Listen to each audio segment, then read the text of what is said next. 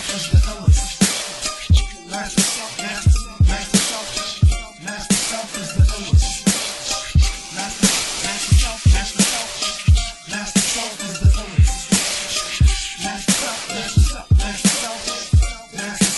illest. I hold niggas hostage and raise the ransom. My flesh no nigga contest. My bones adamantium. My soul can take control of the whole globe. My lyrics lift your spirit and leave your body froze. Your thoughts move like a tortoise with rigor mortis. Think about our friend, the European. He knows more about us than, not necessarily us on the phone, but us as a people as a whole than we do about ourselves, because he's the one that has access to the world. He's the one that digs up. We're never there when he digs up these findings and say, damn, another black. What the fuck? That's true. I done been to Mars. I see these niggas in Mars. I mean, how could this be? How could they be there already?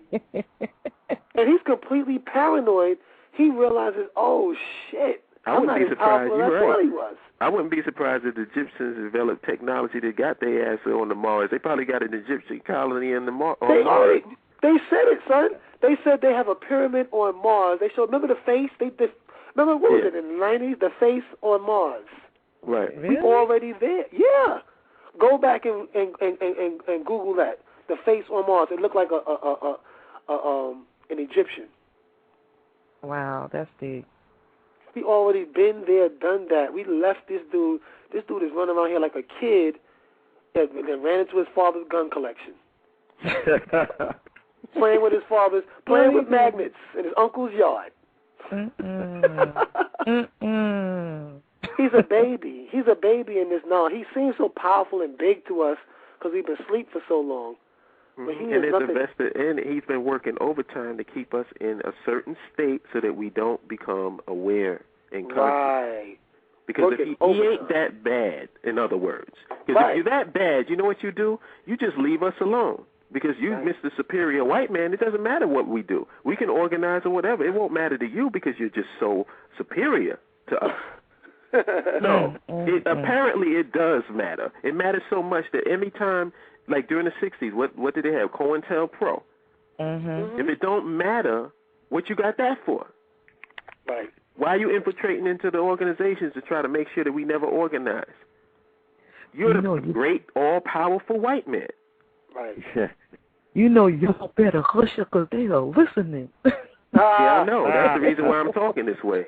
You know what? And a part of us, like think about the whole, what about, let's look at it on the opposite side. What about the whole September 11th thing? It wasn't the Illuminati. They really got caught. They got caught with their pants down. And Ahmed really ran up on their ass. And now they have to switch it up and say, no, we meant to do that. We knew that was going to happen. You got caught up, and them dudes didn't buy into that hype that you was all powerful. They said, man, I will bust your ass. Let me tell you something. When they gave them that first warning, I don't know if y'all remember that, when they bombed them the first time down there, and that was the first warning. Yeah. And people just let it go. They just let it go like nothing didn't happen. And I was like, those idiots, they didn't have no protection after that, nothing. I don't know. I mean, I'm just debating between, was this like, all right, we're going to deliberately do this shit, or it's more of, we know that this shit's going to go down, so we're going to let it happen. They can't do nothing about it. So we can take advantage of it. Nothing. They can't do nothing about it. They just let it go. Because, I mean, the Patriot Act documented, like stuff was just sitting on a shelf somewhere. It's like, this shit happened, we can take advantage of this. Here. It's all You know what, though? That may be the reason for that whole Illuminati New World. Are they trying to make themselves out to be more bigger than they... Let me know if y'all can hear this. I'm going to play this for you. Uh-oh. So you made him dig now. He's going in the crates now.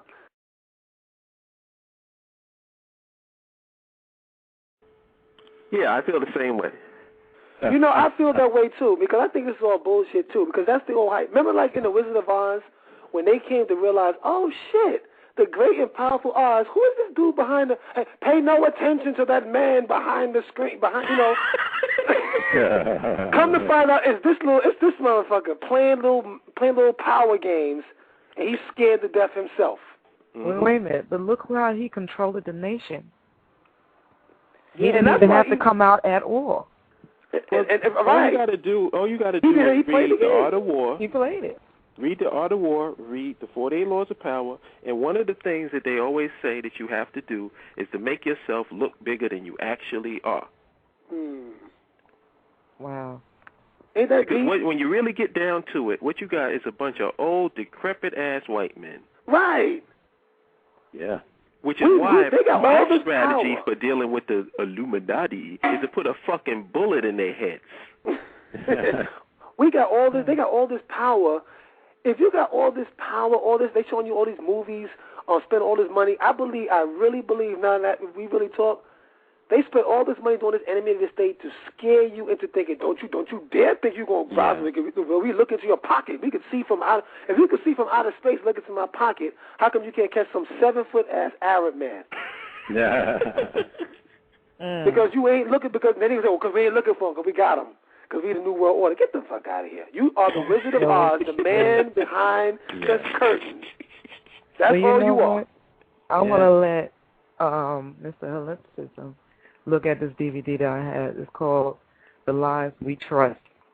I don't know if you ever seen it. It's a DVD. The Lies We Trust? Yeah.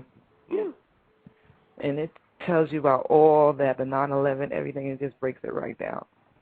Right down to the bone. And what happened to shock and awe? If you're so bad, you got the baddest military in the existence of the world. They said the United States got the baddest military. Why is there still insurgents going on? Why are these people are still around? Yeah. What? Mm-hmm. Well, you got to remember, you'd be surprised what we have in our own backyard. You got to keep a state of war at all times. War is never. It's just like the whole thing about terrorism. If you have a war on terrorism, then that makes you able to keep war perpetual. Right. Because what is terrorism? The war. I mean, if you have a war on Germany, well, at least Germany is a physical place.